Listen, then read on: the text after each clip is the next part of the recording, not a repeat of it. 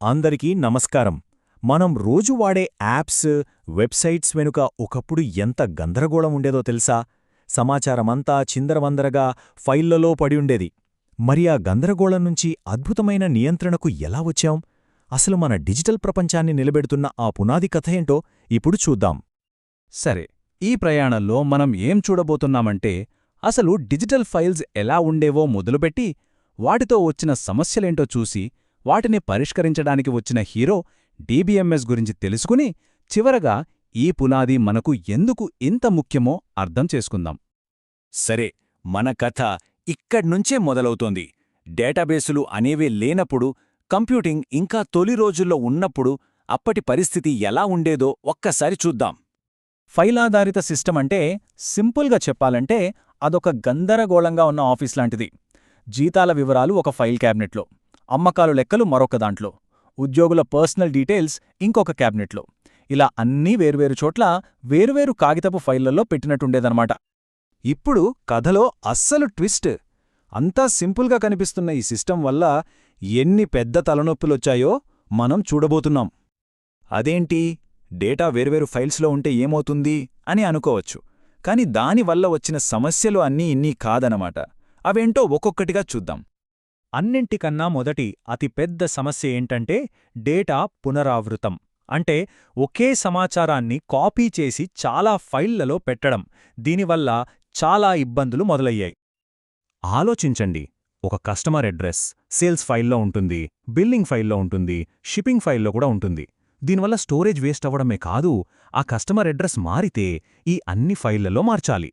ఒక్క ఫైల్లో మర్చిపోయినా ఒకచోట పాత అడ్రస్, మరోచోట కొత్త అడ్రస్ ఉండిపోతుంది. ఇక్కడ చూడండి ఎంత క్లియర్గా ఉందో. అమ్మకాల ఫైల్లో కస్టమర్ చిరునామా ఒకటుంది, బిల్లింగ్ ఫైల్లో మరొకటుంది. ఇప్పుడు చెప్పండి, ఏది కరెక్ట్? అమ్మకాల ఫైలా, బిల్లింగ్ ఫైలా? కన్ఫ్యూజన్ కదా.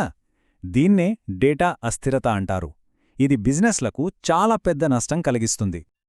ఇక రెండో సమస్య, డేటా ఇలా వేర్వేరు ఫార్మాట్లలో వేర్వేరు చోట్ల ముక్కలుగా పడి ఉన్నప్పుడు ఒక పూర్తి చిత్రాన్ని చూడటమనేది దాదాపు అసాధ్యం. ఉదాహరణకు, గత నెలలో బాగా అమ్ముడైన వస్తువు ఏది అనే మేనేజర్కి తెలియాలనుకోండి. దానికి సేల్స్ ఫైల్, ఇన్వెంటరీ ఫైల్ రెండింటినీ కలిపి అనలైజ్ చెయ్యాలి. అలా చెయ్యాలంటే ఒక ప్రోగ్రామర్ కూర్చుని ప్రత్యేకంగా ఒక కొత్త ప్రోగ్రాం రాయాలి. ప్రతి చిన్న ప్రశ్నకి ఒక కొత్త ప్రోగ్రాం రాయాలి. ఎంత కష్టమో ఆలోచించండి. ఇకిది చాలా చాలా ముఖ్యమైన సమస్య. ఒకే డేటాను ఒకేసారి చాలామంది మార్చడానికి ప్రయత్నిస్తే ఏమవుతుంది? పెద్ద చిక్కులు వస్తాయి. దీన్ని లాస్ట్ అప్డేట్ సమస్య అంటారు. సింపుల్గా చెప్పాలంటే, ఒకే బ్యాంక్ అకౌంట్లో ఒకేసారి ఇద్దరు వేర్వేరు ట్రాన్సాక్షన్స్ చేస్తే ఒకరి అప్డేట్ వల్ల ఇంకొకరి అప్డేట్ కనిపించకుండా పోవచ్చు. దీనివల్ల డేటా కరెక్ట్గా ఉండదు, లెక్కలు మొత్తం తారుమారైపోతాయి. సరే, ఇప్పటివరకు సమస్యల గురించి చూశాం. ఇప్పుడు మన కథలోకి హీరో ఎంట్రీ ఇస్తున్నాడు. ఆ హీరో పేరే డేటాబేస్ మేనేజ్మెంట్ సిస్టమ్, అంటే డీబీఎంఎస్. ఇది ఈ సమస్యలన్నింటినీ ఎలా పరిష్కరించిందో చూద్దాం. దీని వెనుకున్న ఐడియా చాలా సింపుల్, కానీ చాలా పవర్ఫుల్.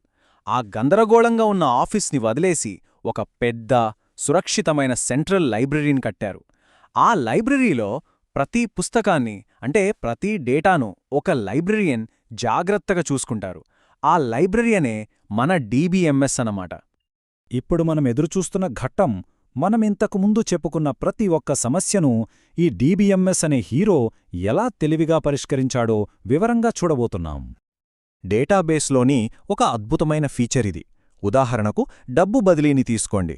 అకౌంట్ ఏ నుండి డబ్బు డెబిట్ అయ్యాక అకౌంట్ బికి క్రెడిట్ అవ్వకముందే సిస్టమ్ క్రాష్ అయింది అనుకోండి. అప్పుడు ఏమవుతుంది? డీబీఎంఎస్ ఆ డెబిట్ అయిన ట్రాన్సాక్షన్ను రద్దు చేస్తుంది, డబ్బు గాలిలో కలిసిపోకుండా చూసుకుంటుంది. దీన్నే అటామిసిటీ అంటారు. అంటే జరిగితే మొత్తం పని జరగాలి, లేకపోతే ఏదీ జరగకూడదు. ఈ స్లైడ్ మొత్తం కథకు సారాంశం. సమస్యకు పరిష్కారం ఇక్కడే ఉంది, చూడండి.